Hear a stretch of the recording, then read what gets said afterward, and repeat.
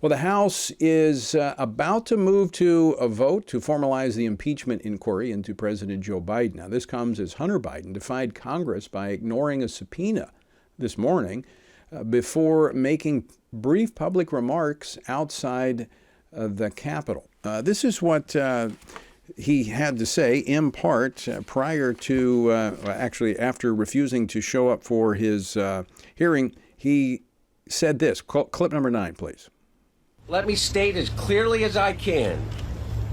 My father was not financially involved in my business, not as a practicing lawyer, not as a board member of Burisma, not in my partnership with a Chinese private businessman, not in my investments at home nor abroad. Now, that's significantly different from what's been said over the last 3 years, that the president had no knowledge whatsoever. Now it's no financial connection.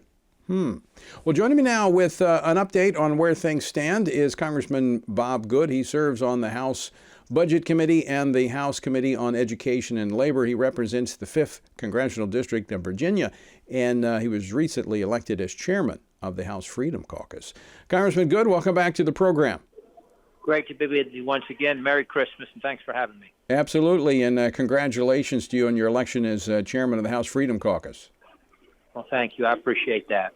Now, I know you're just off the House floor and you're getting ready to vote on this impeachment inquiry, but I have to ask you this, Bob, as just looking at the vote that just took place, allowing whole milk in school lunch programs, isn't this a little bit of micromanaging? Well, it is. It's us trying to be, I guess, sort of the national school board here. But I don't think that there's any really appropriate constitutional role for the federal government in education. We ought to abolish the Department of Education. I asked to be on the Ed and Workforce Committee 3 years ago, and I chair a subcommittee on that committee. But the reason I wanted to be on it was, number one, because of the indoctrination that's going on our college camps as well as our K-12, and to fight back against the efforts of the left to that effect, but also to try to reduce the federal role in education, if not eliminate it, and of course to fight for school choice. And I was battling for that very thing this morning in a meeting of the leadership of that committee to say, hey, we're going to bring a school choice bill. I have a school choice bill. Adrian Smith has a school choice bill. Why don't we bring one to the floor for a vote this year and pass it out of the House and put the pressure on the Senate to show that they're not for school choice, which we know they're not. But yes, you certainly have no reason that you can really justify the federal role in education. In what Congress is doing here is trying to fix what the bureaucrats have done, restricting what's on school lunch programs. So let's talk about the impeachment inquiry vote. You're about to move to that vote. Do the Republicans have the votes to move forward? I am told that leadership believes that they do. We certainly have had a handful of members who've expressed reservations of that. But there is mounting, growing evidence, as we both know.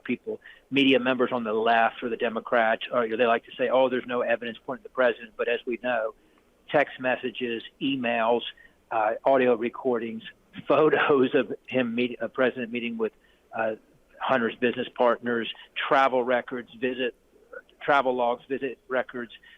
You've got shell accounts, LLCs, bank records, bank check copies, suspicious activity reports, eyewitness testimony, whistleblowers, Tony Bobolinsky, you name it, going back even 3 years ago. There's growing evidence, and this could be the biggest corruption scandal in modern times for a president. I mean, when have we ever had a sitting president accused of bribery, direct bribery? There's a $5 million accusation there, direct bribery payment relative to the Burisma Ukraine situation. And then how has that impacted the billions of dollars, tens of billions of dollars that he's directed to Ukraine, how he's changed China from being treated as an adversary by President Trump to being a competitive partner. He doesn't criticize or confront China. And this is a president who, mind you, not only did he run saying he wasn't involved with his son's business, or he didn't work in his son's business, or that even that he didn't know about it, he said he literally never talked to his son about that. He may not have won the polls show if he'd been honest about that. Certainly the American people knew the level of involvement. There's no way he would have been elected president. Well, let me just ask you about that. You said mounting evidence. Well, I think some of the evidence came forth today when Hunter Biden skipped his deposition and then made public remarks at the Capitol saying that his father didn't have any financial relations with his businesses.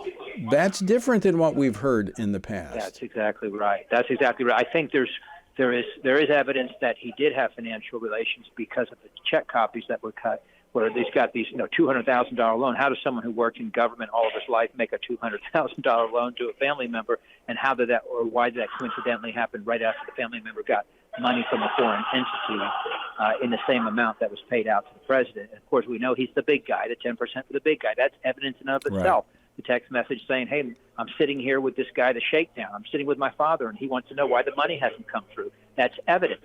Now, the court, if you will, gets, in this case, the Senate gets to decide, is it beyond a reasonable doubt? Is it preponderance of evidence that would convict? And of course, we've got obviously a Democrat Senate that's unlikely to convict, but the House is responsible for what the House does. Right. The president, in my estimation, deserves to be impeached. And I know you need to go vote because they've called the vote now. Bob Good, I want to thank you for joining us. Again, congratulations on being selected as chairman of the House Freedom Caucus, and Merry Christmas. Thank you, Tony. Merry Christmas. God bless.